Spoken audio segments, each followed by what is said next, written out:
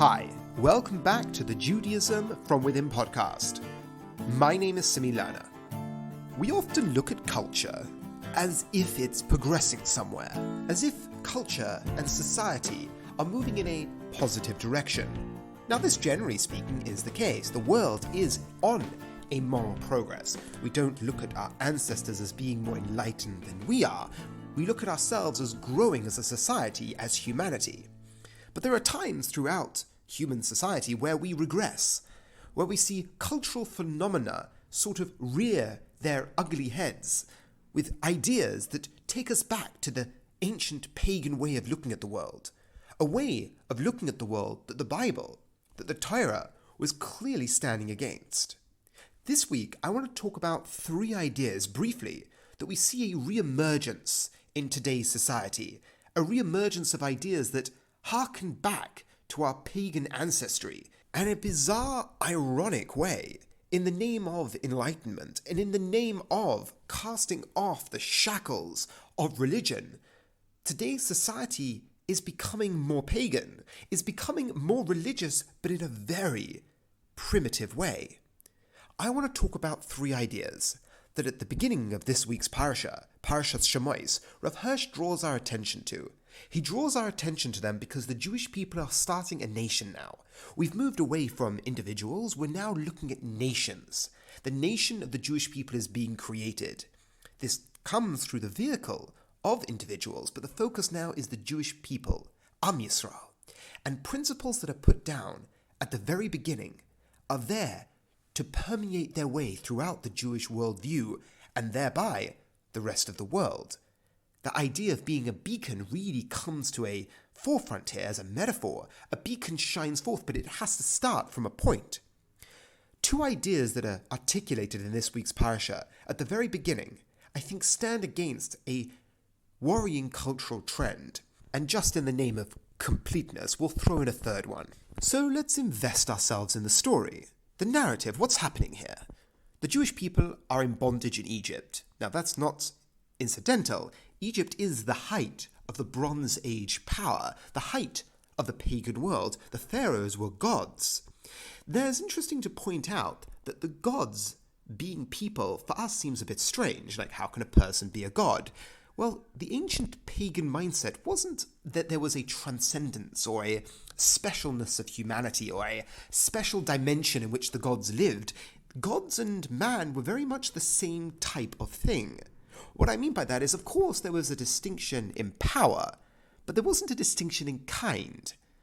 Gods and man walked amongst each other. The tree, the bear, the Nile, they were powerful. The pharaoh was powerful. That's why the pharaoh was a god. There was no transcendence. Humanity had no dignity. There was no individual. There was no self-esteem. There was fear and there was power. That was the world that the ancient Egyptians lived in, and that is the world in which Moshe is approached by God. The burning bush. God approaches Moshe and tells Moshe that he is going to take the Jewish people out of bondage. And there's 2 points that God makes. 2 fundamental descriptions that God makes in the Bible. Firstly, in describing himself, and secondly, in describing the Jewish people, which will give us our first 2 principles that were the foundational stones of the Jewish worldview. And then we will describe how the pagan world countered these 2 views and how we see them re-emerging in today's society. God describes the Jewish people as B'ni B'chayri, my children, my firstborn Israel. Now this is key. God describes the Jewish people, the people he has chosen, as his firstborn. So to paint the picture, we have a God creating man in his image, describing a people as being his children, but not in an isolationist way, but in a universalistic way. Yes, Judaism always dances on that balance, that delicate balance between universalism and particularism, the chosenness of the Jewish people, but at the same time the universal message to humanity. That is being articulated here. At the very beginning of the Bible, we get that universalistic theme of God created man and woman in his image. And now, at the beginning of this chosenness of the Jewish people, Bechor means my firstborn, but firstborn implies that everyone else is also a child. The idea that everyone else, the rest of humanity, are also under this canopy of being a child of a transcendent God, was the first key or principle in the foundational stone of the Jewish people. This was a direct attack against the culture of the time. There was no idea of some sort of transcendent, immaterial God that in some way humanity represented. Their gods were the Nile. Their gods were very much this world. As I said, Pharaoh was a dude, but a very powerful dude.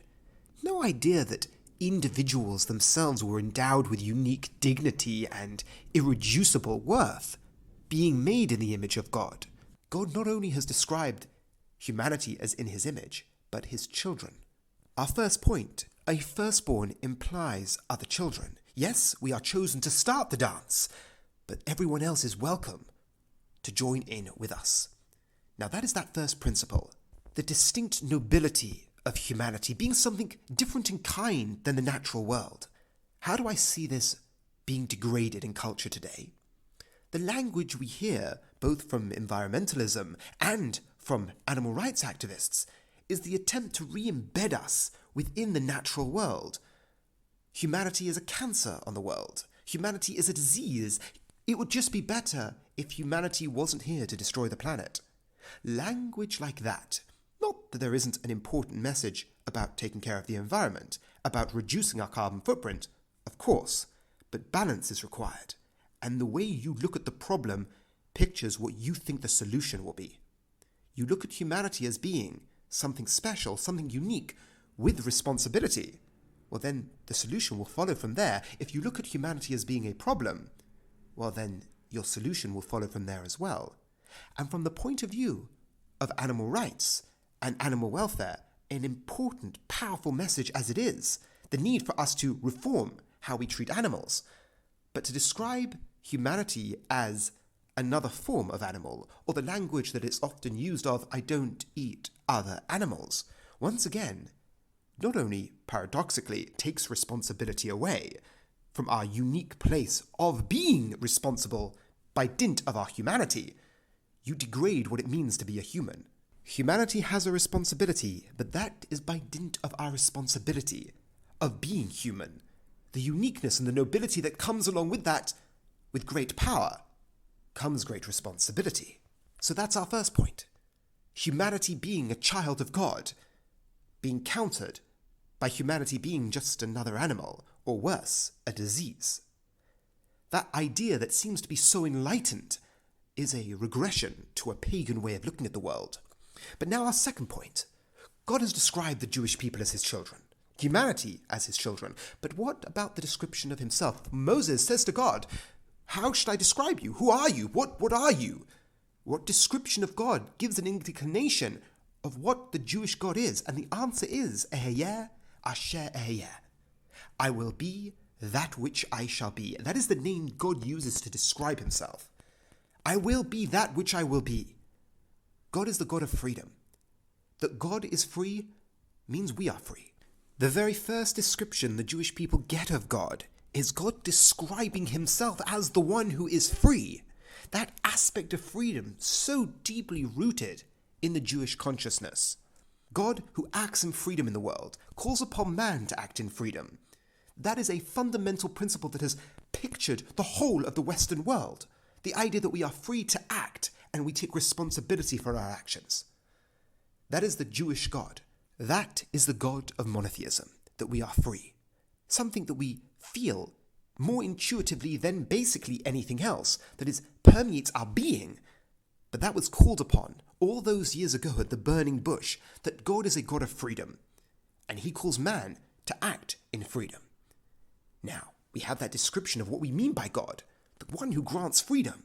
This was in stark contrast to the fatalism of the ancient world. You didn't choose, your actions didn't matter, there was fate, and everything was bound by fate. Even the gods were bound by fate. Moilech, the god of the Canaanites, which symbolized the irreversibleness of fate, or the fate of the sisters of fate in the dark ages of the Greeks. Nothing could transcend fate. Fate was inevitable. The Torah takes a stand against this, a stand against fatalism and towards responsibility. But now let us look at the contemporary world. In the name of science and enlightenment, determinism is on the rise. It's almost a foolish, childish, primitive way of looking at the world that you are actually free. The idea that you could change the world, that you can act in freedom, no, we are living out prior causes. That is the approach in vogue in the intelligentsia today. That being determined is a hard fact, you just have to accept it.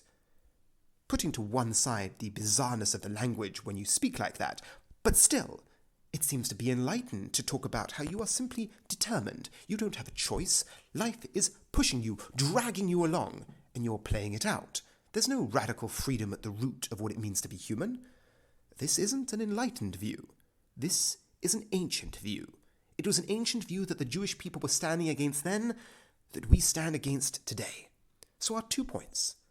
One, of the uniqueness and the dignity of humanity, and the other, of the responsibility and freedom that comes along with that, both articulated at the beginning of the Jewish people.